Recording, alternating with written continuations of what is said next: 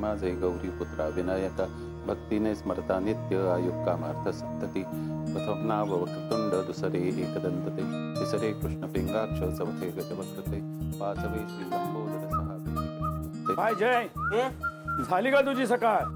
सदा काका तुमची झाली आहे ना मग अख्ख्या चाळीची झाल्यासारखंच आहे. हे सावकाश उमा काकू छत्री घेऊन जातोय.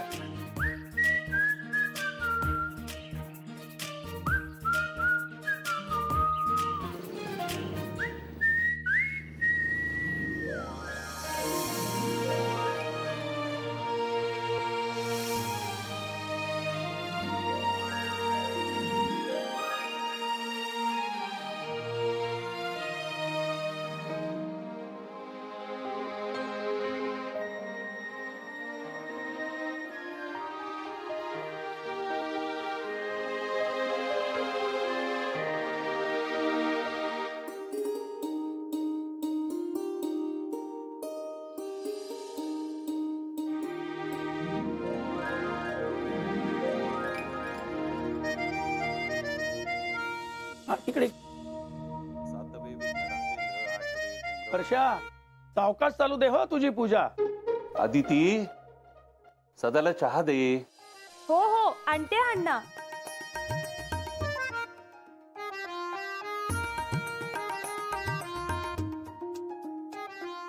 अजून टाक साखर.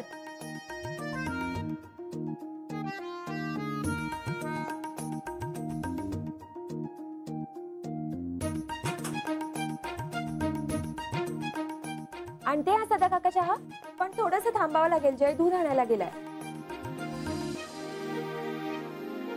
वक्रतुंड महाकाय सूर्यकोटी समप्रभ.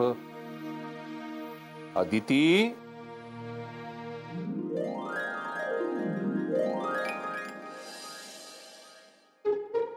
आवरलं वाटतं मोरे काकी. आवरते कुठे, आत्ताशी भाजी आणायला निघाले मी.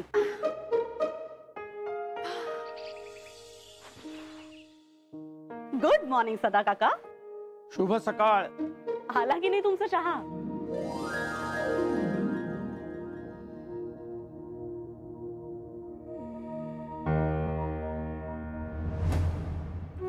अण्णा सॉरी दूध संपलंय, पण जय आणायला गेलाय.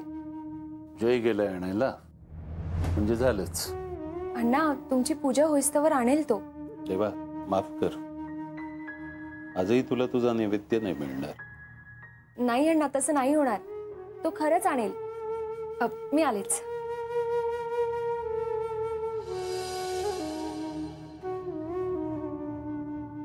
गुड मॉर्निंग अण्णा.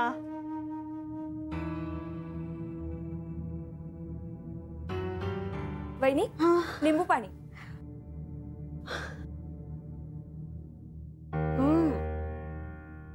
अगं पाणी थंड आहे. हो. कोमट करायला विसरलीस की काय? नाही नाही मी मुद्दामच नाही केलं. म्हटलं इतकं उकडतंय ना तर तुम्हाला जरा थंड पाणी पिऊन बरं वाटेल म्हणून आणलंय. मी काय माझ्या मनाला वाटतं म्हणून नाही सांगत आहे. त्याच्यामुळे काहीतरी कारण आहे. जा तू कोमट पाणी करून घेऊन ये ना. लगेच घेऊन येते आणि ग्रीन टी सुद्धा आणते.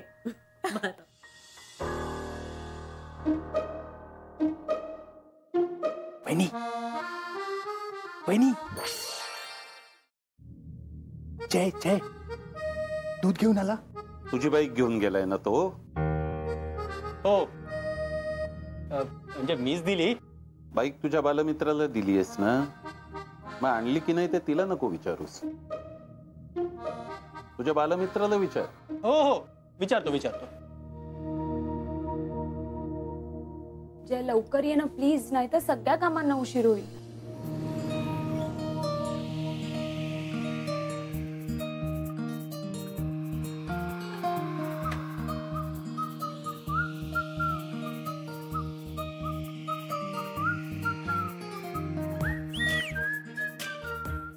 मला वाटतं आला तो.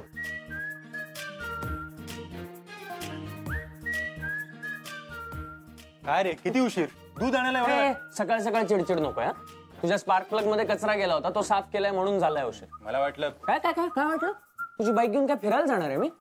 हे कडक इस्त्रीचे कपडे घालून जर स्पार्क प्लग साफ करायला लागला असता ना मग कळलं असतं तुला. तुम्ही सगळे नुसते शिव्या घाला मला. काही झालं तरी मीच नालायक ना. बापाचा राग माझ्यावर नको काढू. हा सुहास स्पार्क प्लग आहे ना मी साफ केलाय, निदान थँक्यू तरी.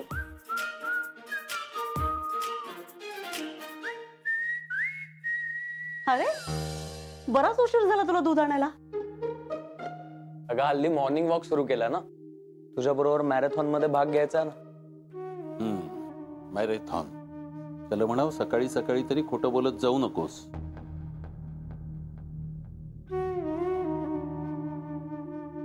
बहिणी तुमचा ग्रीन टी. थँक्यू. बरं झालं दूध घेऊन आलास ते. शोभा, अगं माझ्या शर्टवर हा डाग कसा काय पडलाय? अय्या अय्या, मला नाही माहिती.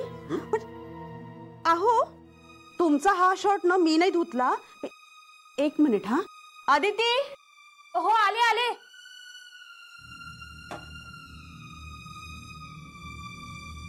हा बहिणी बोलवलं. अगं ह्यांच्या शर्टवर हा डाग कसा काय पडलाय? हा? हा डाग कसा काय पडला याच्यावर?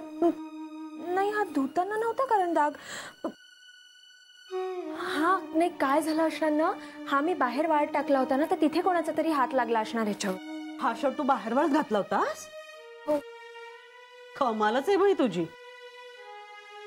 किंमत किती माहितीये का? माझ्या आईने ना खास यांच्यासाठी त्यांच्या वाढदिवसाला आणला होता. आता काय गेला फुकट.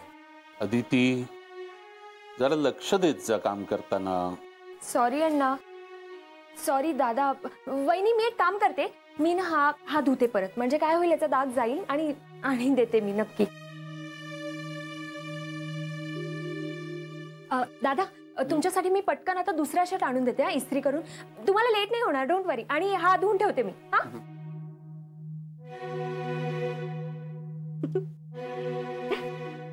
किती साधी गरीब बिचारी आहे ना आपली अदिती. माझ्या हाताखाली शिकून तयार झाली, अगदी डिट्टो डिट्टो माझ्यासारखी. एक मिनिट. तुझं शर्ट नंतर इस्त्री कर, आधी दादांचा करून दे प्लीज, कारण त्यांना लवकर ऑफिसला जायचंय. पण आता काय उपयोग, नवीन घरात गेल्यानंतर माझं अगं त्याविषयी आता काही बोलायचं नाही असं ठरलंय ना आपलं. अय्या विसरलेच मी. मग पण जयला हे कळलं ना, अख्खं घर डोक्यावर घे. तुम्हाला माहितीये ना, गोष्टी त्याच्यापासून लपवून ठेवल्या की किती राग येतो त्याला. त्याच्यापासून काहीही लपवलं नाहीये आपण. योग्य वेळ आली की त्याला सांगूच आपण.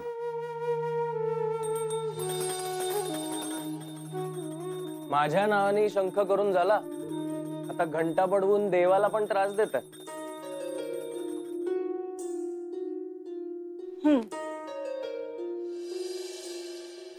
काय झालं इतकं चिडायला? तुला माहितीये ना अण्णांचा स्वभाव कसा आहे ते. पटकन बोलून मोकळे होतात. पण तुला हेही माहितीये की त्यांच्या मनात काहीही नसतं, त्यांचं मन अगदी स्वच्छ आहे. तुला हे कळलं नाहीये अजून? काय? हे जे अण्णांचं स्वच्छ मन आहे ना, त्यात माझ्यासाठी 1% पण आपुलकी नाही. आणि हे हल्लीचं नाहीये, लहानपणापासून असंच आहे. मी एवढं मार्केटिंग करता करता MBA केलं, त्याचं कोणालाही काही कौतुक नाही. मला सांग, मी काही वाईट करतोय का? तुला कळत कसं नाहीये? काय? याला जनरेशन गॅप असं म्हणतात. कसं आहे ना, त्या पिढीचा स्टेबिलिटीवर जास्त विश्वास आहे आणि आपल्या पिढीचा अनस्टेबल पण प्रोग्रेसवर जास्त विश्वास आहे. नाही, मला एवढंच म्हणायचं आहे की माझ्यावर विश्वास ठेवा ना. मला नाही जमत ग कोणाची गुलामगिरी करायला. मला स्वतःचा बिझनेस टाकायचा. आता द्या ना मला 5 वर्ष त्यासाठी. दिली मी दिलीत ना तुला 5 वर्ष. मग आता तरी शांत हो. दुसरा काही मार्ग आहे का? सतत मनातलं सगळं दाबून ठेवायचं. आई असताना गोष्ट वेगळी होती. तिला एकटीलाच कळायची माझी सगळी स्वप्न. आई गेली आणि जय, कसं आहे ना, आई गेल्यामुळे अण्णा सुद्धा एकटेच पडलेत ना. तू त्यांना समजून नाही घेणार तर दुसरं कोण घेईल? आई सारखीच असतो. ती पण अशीच. कुठल्याही निगेटिव्ह गोष्टीत ना काहीतरी पॉझिटिव्ह शोधून काढायचीच. कसं असतं ना. ए बस बस, तुझ्यासाठी काहीतरी आणलंय.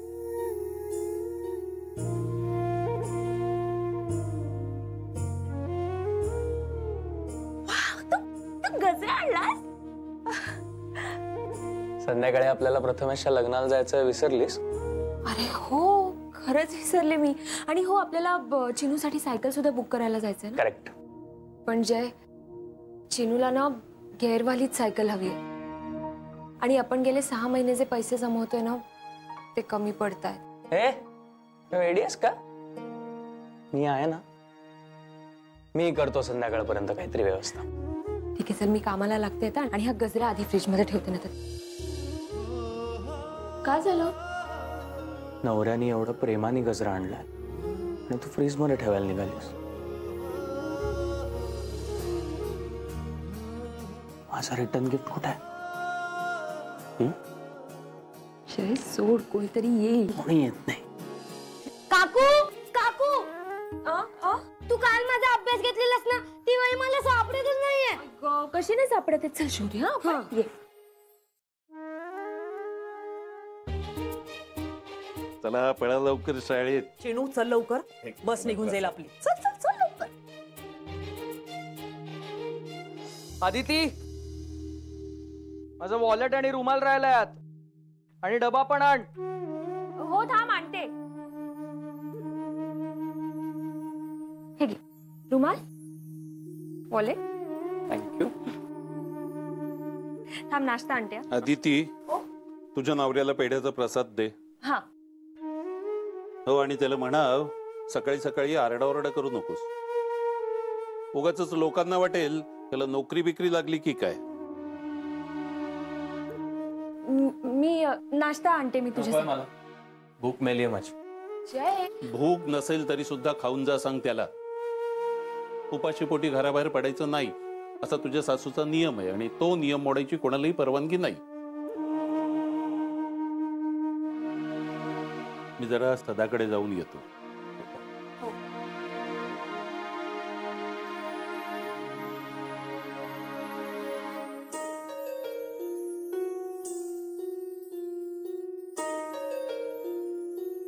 म्हटलं होतं ना मी तुला की हा जो राग आहे ना, तो फक्त वरवरचा आहे. पण त्यांच्या पोटात तुझ्यासाठी किती माया आहे ते बघितलं ना. काय पण नशीब आहे, बापाचं प्रेम आहे असं आहे. आणि जिच्यावर माझं प्रेम आहे तिचं माझ्याकडे लक्षच नाहीये. जय, काय चाललंय? जा आता तुझं. घरात कोणी नाहीये, पटकनच. जय गप्प बस रे, जा आता. तुला उशीर होत नाहीये का? तुझ्यापेक्षा ना माझ्या क्लायंट्सना पटवणं जास्त सोपं आहे. नो जय, या महिन्यात पॉसिबलच नाही. अरे तुझा मागच्या महिन्याचा माल अजूनही पडून आहे. एवढ्या ब्रांचेस आहेत तुमच्या मुंबईत, तो माल तर कधीच संपला असेल. हे बघ, मला वेळ नाहीये, मला अर्जंट मीटिंग आहे. सर, पण आजची वेळ तुम्हीच मला दिली होती. हो दिली होती, पण मीटिंग अचानक ठरली. पण सर प्लीज.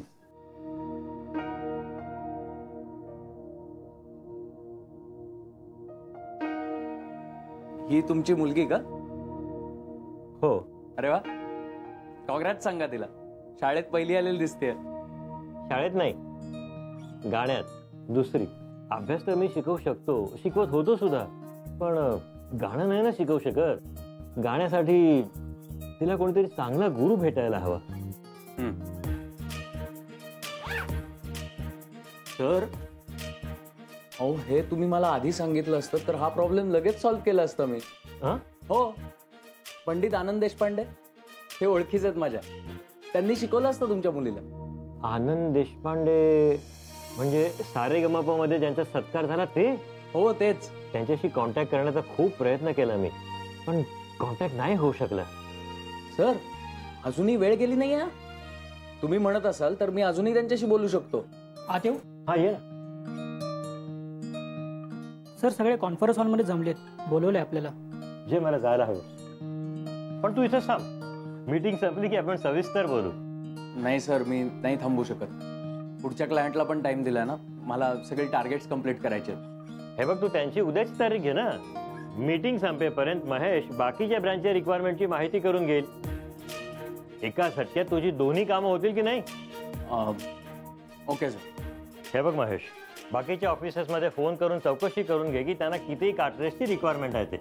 आणि हो, साहेबांना काय चहा कॉफी हवं नको ते बघ. अरे तू उभा का? बस ना, बस. येतो मी. Thank you.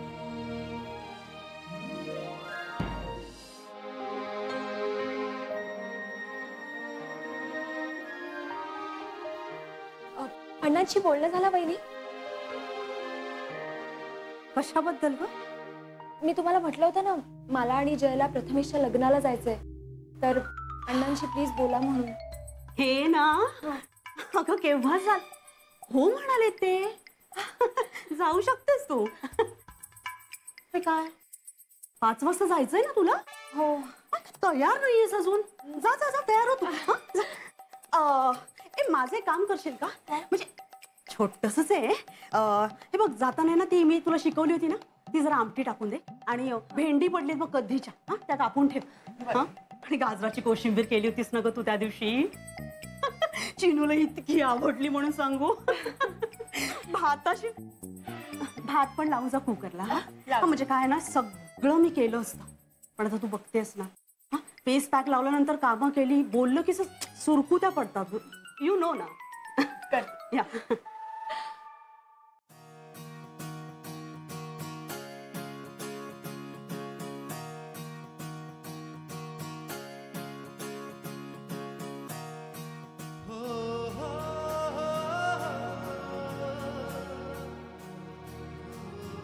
Sorry sorry sorry sorry, I am so sorry. मला माहिती, मला खूप उशीर झालाय. रागवलायस? रागावलो होतो, पण तुला बघून सगळा राग पळून गेला. का? तू एवढी सुंदर दिसतेस की फक्त तुझ्यावर प्रेम करत बसा असं वाटतं. पास झालं आता, चल लवकरात, नाही तर त्यांचं लग्न लागायचं आणि आपलं वराती मागून घोडं निघायचं. चल.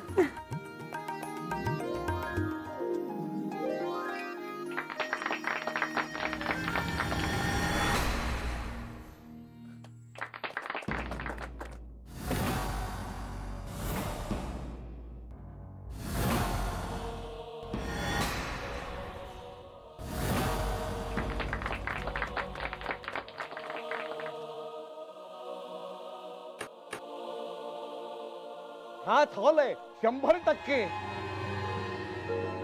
हो, पण एकदा खात्री करून घेतलेली बरी. आलोच.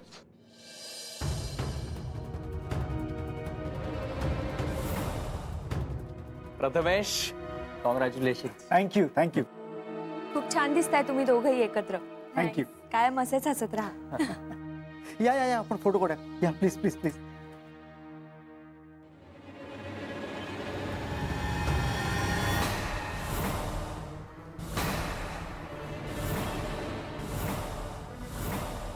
नवरे चालू द्या, चालू द्या. मी फक्त खात्री करून घ्यायला आलो होतो की आमच्या ऑफिसमध्ये काम करणारी प्रिया ही तूच आहेस का नाही. अविनाश सर पण स्वतः आले तुला शुभेच्छा द्यायला. हे आलोच, त्यांना घेऊन येतो. हा,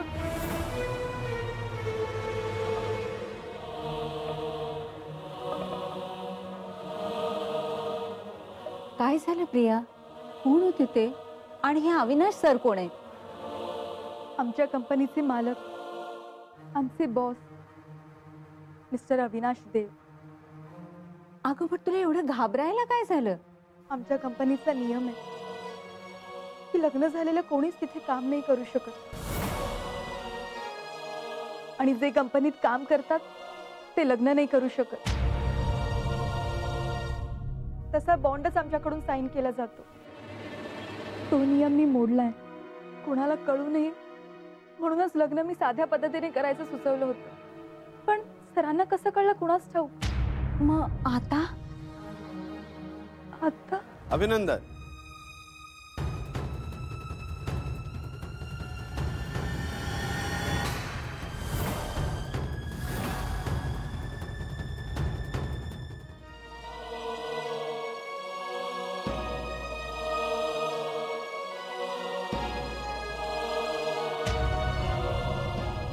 नवऱ्याने सांगितलं मला, विश्वास नाही बसला मला, म्हणून मुद्दाम आलो. विश करा.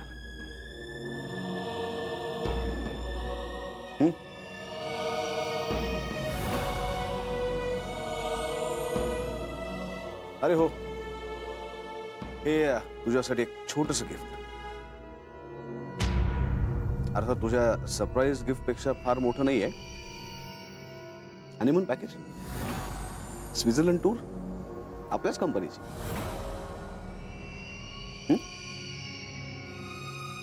आणि हा तुझं रेसिग्नेशन लेटर. तुला कामावरनं काढून टाकलं.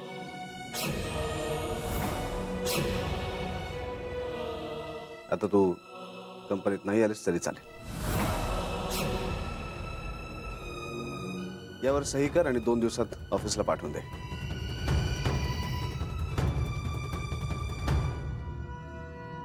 येऊ नवरे, चला.